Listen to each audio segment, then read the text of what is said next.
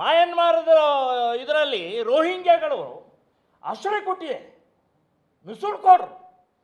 ಬಾಂಗ್ಲಾದೇಶಗಳು ಇದ್ದಾರೆ, ರೋಹಿಂಗ್ಯಾಗಳು ಇದ್ದಾರೆ ಅಲ್ಲಿ. ಸೊ ಅವರನ್ನು ಅಲ್ಲಿ ಇವತ್ತು ಬೌದ್ಧರ ವಿರುದ್ಧ ದೊಡ್ಡ ಹೋರಾಟ ಮಾಡಿ ಅತಿಕ್ರಮಣ ಮಾಡಿ ದೊಡ್ಡ ಪ್ರಮಾಣದಲ್ಲಿ ಗಲಾಟೆ ನಡೀತಾ ಇದೆ. ಬೌದ್ಧರು ಶಾಂತಪ್ರಿಯರು. ಸೊ ಅವರನ್ನು ಬಿಟ್ಟಿಲ್ಲ ಅವರು.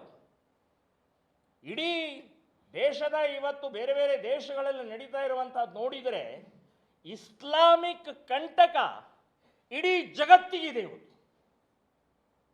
ಸೊ ನಾನು ಹೇಳ್ತಾ ಇರೋದಿಷ್ಟೇ, ಇವತ್ತು ಈ ಆಗ್ತಾ ಇರುವಂಥ ಏನೋ ಒಂದು ಇಸ್ಲಾಮಿಕ್ ದೌರ್ಜನ್ಯ ಇದೆ, ಇದನ್ನು ಕೇಂದ್ರ ಸರ್ಕಾರ ಮಾನ್ಯ ಮೋದಿ ಅವರೇ, ಮಾಜಿ ಪ್ರಧಾನಿ ಮನಮೋಹನ್ ಸಿಂಗ್ ರೀತಿಯ ಮೌನ ಇರಬೇಡಿ. ಒಬ್ಬೊಬ್ಬನು ಹಿಂದೂಗಳ ಬೆಲೆ ಇದೆ. ಆ ಮಾನಸಿಕತೆಯನ್ನು ಹೊಡೆಯುವಂಥದ್ದು ಭಾರತ ಮಾತ್ರ, ಮೋದಿಯವರು ಮಾತ್ರ. ಸೊ ಅದನ್ನು ಕೂಡ ಇವತ್ತು ನೀವು ಮಾಡದೆ ಅವ್ರಿಗೆ ಎಚ್ಚರಿಕೆ ಕೊಡುವಂಥ ಪ್ರಕ್ರಿಯೆಯನ್ನು ಮಾಡ್ತಾ ಇಲ್ಲ. ನಾನು ಹೇಳೋದು, ನಿಮ್ಮ ಮೌನ ಮುರಿದು ಬಾಂಗ್ಲಾದೇಶ್ ಪುಟುಕೋಶಿ ಬಾಂಗ್ಲಾದೇಶರಿ ಎಲ್ಲಿ ಏನಿದೆ ಯಾವ ತುಕಡಿ ನಮ್ಮವ್ರು ಹೋದ್ರೆ ಅಂದರೆ ಒಂದು ಪುಡಿ ಆಗಿ ಹೋಗುತ್ತೆ. ಅಂಥ ಬಾಂಗ್ಲಾದೇಶದ ಮುಸ್ಲಿಮರು ಇವತ್ತು ನಮ್ಮ ಹಿಂದೂಗಳ ಮೇಲೆ ದೌರ್ಜನ್ಯ ಮಾಡ್ತಾ ಇರುವಂಥದ್ದು ಕಾಣಿಸ್ತಾ ಇಲ್ವಾ ಮೋದಿಯವರೇ? ದೇವಸ್ಥಾನ ಹೊಡೆದಿದ್ದಾರೆ, ಆಂಬ್ಯುಲೆನ್ಸ್ ಹೊಡೆದು ಹಾಕ್ತಾ ಇದ್ದಾರೆ, ಧ್ವಜಕ್ಕೆ ಅವಮಾನ ಮಾಡ್ತಾ ಇದ್ದಾರೆ, ಹಿಂದೂ ಹೆಣ್ಣು ಮಕ್ಕಳ ಮೇಲೆ ಅತ್ಯಾಚಾರ ಮಾಡ್ತಾ ಇದ್ದಾರೆ, ಆಕ್ರೋಶ ಬರ್ತಾ ಇದೆ. ಸೊ ಇದಕ್ಕೆ ನರೇಂದ್ರ ಮೋದಿಯವರು ನಾನು ಹೇಳೋದು, ನಿಮ್ಮ ಮೌನ ಸಾಲುವುದಿಲ್ಲ. ಇದನ್ನು ಕೂಡಲೇ ಇಸ್ರೇಲ್ ಮಾದರಿಯಲ್ಲಿ ಒಳಗಡೆ ಹೊಕ್ಕು ನಮ್ಮ ಹಿಂದೂಗಳ ಸುರಕ್ಷತೆ ಆಗಬೇಕು ಅಂತನ್ನುವಂಥದ್ದು ನಾನು ಹೇಳ್ತಾ ಇದ್ದೀನಿ. ಇನ್ನು ಇಡೀ ದೇಶದಲ್ಲಿ ಸುಮಾರು 5 ಕೋಟಿ ಜನ ಬಾಂಗ್ಲಾದೇಶದ ನುಸುಳುಕೋರರು ಇಸ್ಲಾಮಿಕ್ ಗೂಂಡಾಗಳು ಒಳಗಡೆ ಇದ್ದಾರೆ. ಯಾವುದೇ ಸಹಕಾರ, ಯಾವುದೇ ರೀತಿಯ ಈ ಅಭಿವೃದ್ಧಿಗೋಸ್ಕರ ಇಲ್ಲಿ ಬಂದಿಲ್ಲ. ಲೂಟಿಗೋಸ್ಕರ ಬಂದಿದ್ದಾರೆ, ಭಯೋತ್ಪಾದನೆಗೋಸ್ಕರ ಬಂದಿದ್ದಾರೆ, ಈ ದೇಶವನ್ನು ಅತಿಕ್ರಮಣ ಮಾಡೋಗೋಸ್ಕರ ಬಂದಿದ್ದಾರೆ. ಅವರಿಗೆ ಮುಲಾಜು ಇಲ್ಲದೆ ಒದ್ದು ಹೊರಗೆ ಹಾಕಬೇಕು ಅಂತನ್ನುವಂಥದ್ದು ನಾನು ಕೇಂದ್ರ ಸರ್ಕಾರದ ನರೇಂದ್ರ ಮೋದಿಯವರಿಗೆ ಆಗ್ರಹವನ್ನು ಮಾಡ್ತಾ ಇದ್ದೇನೆ. ಕರ್ನಾಟಕದಲ್ಲಿ 10 ಲಕ್ಷ ಜನ ಇದ್ದಾರೆ ಅಂತನ್ನುವಂಥದ್ದು ಒಂದು ಮಾಹಿತಿ ಇದೆ. ಸುಮಾರು ಒಂದು 4-5 ವರ್ಷದ ಹಿಂದೆ ಕುಮಾರಸ್ವಾಮಿಯವರು ಇಡೀ ರಾಜ್ಯದ ಬಾಂಗ್ಲಾದೇಶ್ ಮಾಜಿ ಮುಖ್ಯಮಂತ್ರಿ ಕುಮಾರಸ್ವಾಮಿಯವರು ರಿಪೋರ್ಟ್ ಡಿಕ್ಲೇರ್ ಮಾಡಿದರು. 10 ಲಕ್ಷಕ್ಕೂ ಹೆಚ್ಚು ಜನ ಇಡೀ ಕರ್ನಾಟಕದಲ್ಲಿ ಇದ್ದಾರೆ ಅಂತನ್ನುವಂಥದ್ದು. ನಾನು ಮಾನ್ಯ ಗೃಹ ಮಂತ್ರಿಯವ್ರಿಗೆ ಹೇಳ್ತಾ ಇದ್ದೀನಿ, ಇಮ್ಮಿಡಿಯೇಟ್ ಅವರು ಎಲ್ಲೆಲ್ಲಿದ್ದಾರೆ ಅಂತನ್ನುವಂಥದ್ದು ರಿಪೋರ್ಟ್ ತಗೊಂಡು ಅವರನ್ನು ಕಳಿಸಬೇಕು.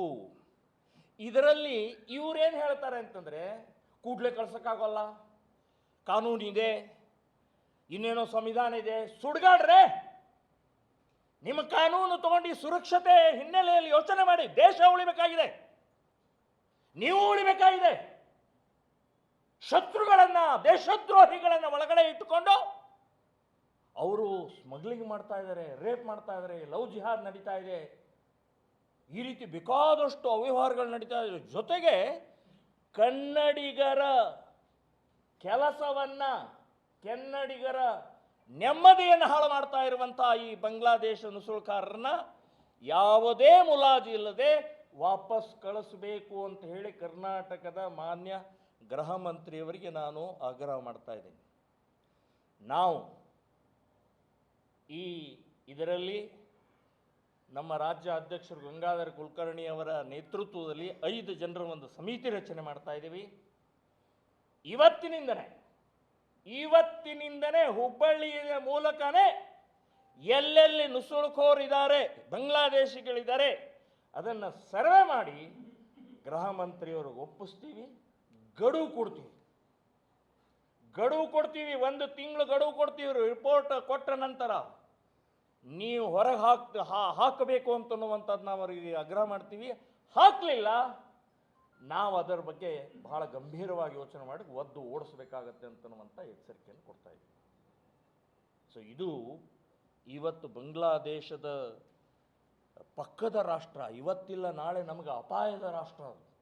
ಈ ರೀತಿಯ ಪ್ರವೃತ್ತಿ, ಈ ರೀತಿಯ ಮಾನಸಿಕತೆ ಆದರೆ ಮಿಲಿಟ್ರಿ ಅಲ್ಲಿ ಇಲೆಕ್ಟೆಡ್ ಒಬ್ಬ ಪ್ರಧಾನಿಯನ್ನ 45 ನಿಮಿಷದೊಳಗಡೆಗೆ ರಾಜೀನಾಮೆ ಕೊಟ್ಟು ಹೊರಗೆ ಹೋಗಬೇಕು ಅಂತ ಅನ್ನೋದು ಎಚ್ಚರಿಕೆ ಕೊಡುತ್ತೆ.